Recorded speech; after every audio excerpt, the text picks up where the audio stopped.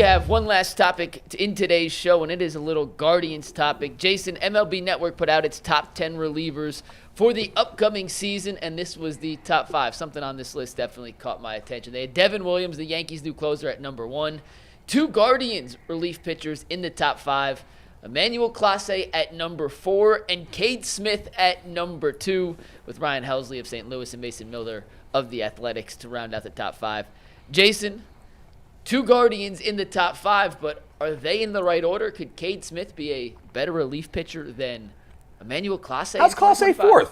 Because he had one bad performance in the postseason? Yeah, it was more than one, but okay, I mean, a bad run in the postseason. Yeah, I guess that's why. I agree. I think these should be flipped. I love Cade Smith. We were talking about him the other day with Bull and Jay on the show.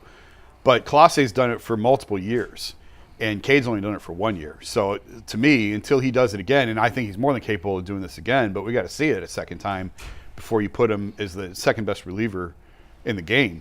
So you hope Clase bounces back, obviously. I thought his last performance against the Yankees was a good springboard into the offseason because he obviously had trouble against the Tigers, struggled against the Yankees. We all know about it. We talked about it on the show. I don't necessarily love the way that he reacted to that with running and not talking to reporters after blowing it and then going on Instagram Live and showing all of his trophies and everything. It was very strange. He had his high school trophy. I didn't even see that. That was wild. Yeah, like he showed he had his AAU stuff. He actually had his, it was Cy Young or it was something like that. A bunch of trophies. Bunch of trophies. He just went to the trophy case he got on IG Live and showed all of his trophies. Yeah. I mean, if that's what you got to do to build yourself back up, whatever. Yeah.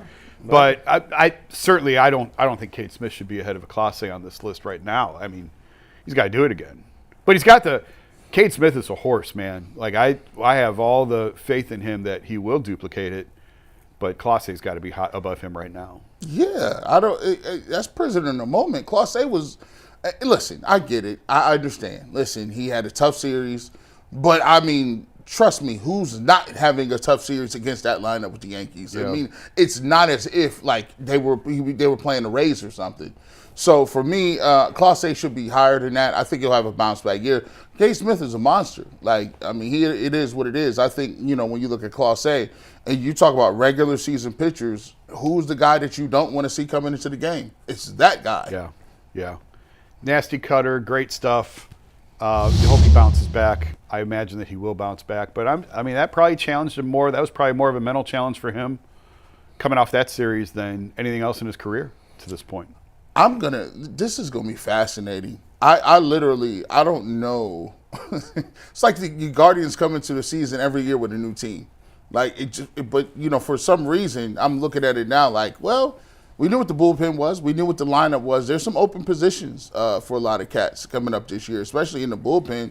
Do you still have the same level of faith in the bullpen overall and the pitching staff is coming into last year? I think the starters will be better than they were last year. Obviously, no one can predict health. They have to stay healthy. Their bullpen I think will be elite again.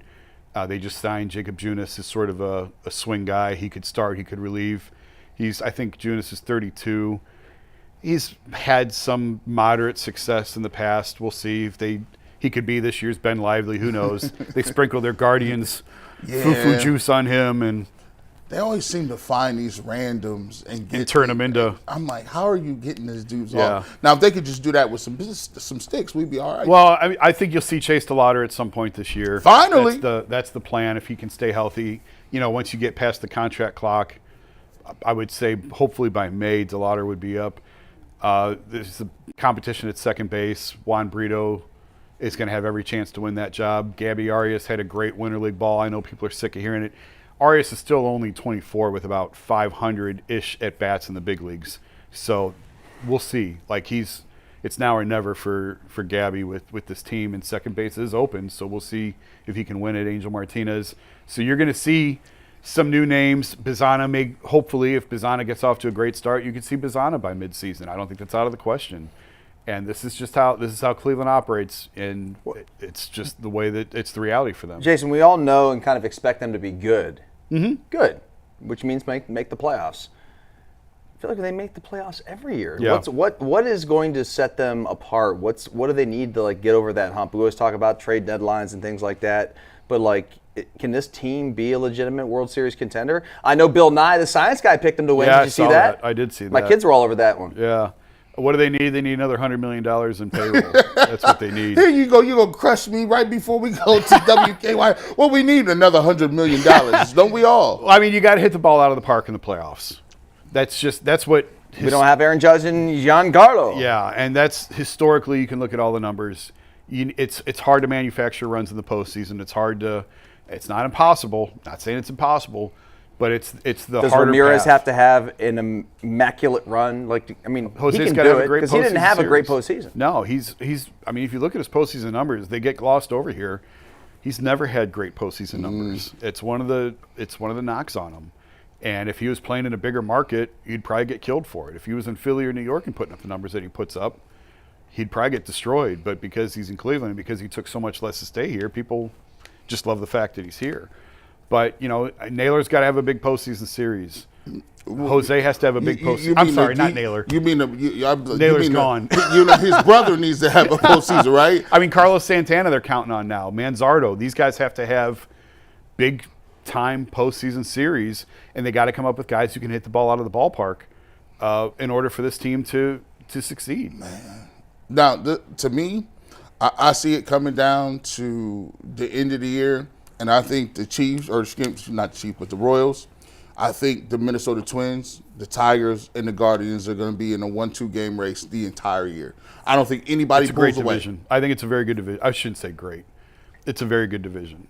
And all these teams are balanced. They're all pretty close. They're all pretty evenly matched. Payrolls and talent and young.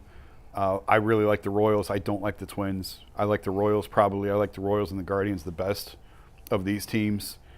And if Kansas City finds a little bit more pitching, I think their lineup is good enough to win this division. And they need to shore up the bullpen a little bit. But I think Kansas City and Cleveland, it's going to be right there, 1-2. And then Minnesota and Detroit, obviously, are going to have something to say about it, and then the White Sox are a disaster. But those four teams are going to be all year long.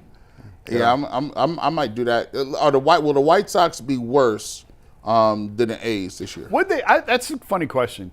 What would the A's finish with, Mike? Do you know with wins? Because I know for a while you were like betting against them every game, right? That was 2 years ago. Oh, that's 2 years ago. 2 years ago, A's were much better last year. Yeah, you're right. What was They their? still were bad. I can get you their stuff. I wonder what their win total was from 2 years ago, and if Chicago, because Chicago still has a couple big name players. Last year, the Chicago White Sox won 41 games. In 2023, the Oakland A's, RIP, won 50 games. So 9. Wow, they were 9 games worse. That's very impressive for all the wrong reasons. It's hard to lose that many games in baseball, which is fluky as all get out. Mm-hmm. It's just miserable. It's just like it's so you miserable. can get a hot pitcher, and guess what? He strikes out 12, 15 people. You could just get one of those games where you end up with left fielders throwing the ball because they moved through the whole bullpen, and it's one of them extra inning games where somebody beats somebody 25-2 or something. They get none of those. They lost all them games, and they was trying. It's hard to do that. That's crazy to me. I covered the Cavs team. I was just trying to look it up real quick, make sure I got it. Won 19 games, went 19-63 the year after LeBron left. Oh, yeah, and that was brutal. and that's the NBA. I mean, baseball's twice as many games. It just keeps it feels like an avalanche. You just can't get out from under because the games just keep coming and you keep losing. And that was such a miserable team to cover. It was so guys didn't want to be there. And that first game when LeBron came back, they was actually putting energy. Place was rocking, and it was like Moondog came out in a bulletproof vest. That's when I knew it was real.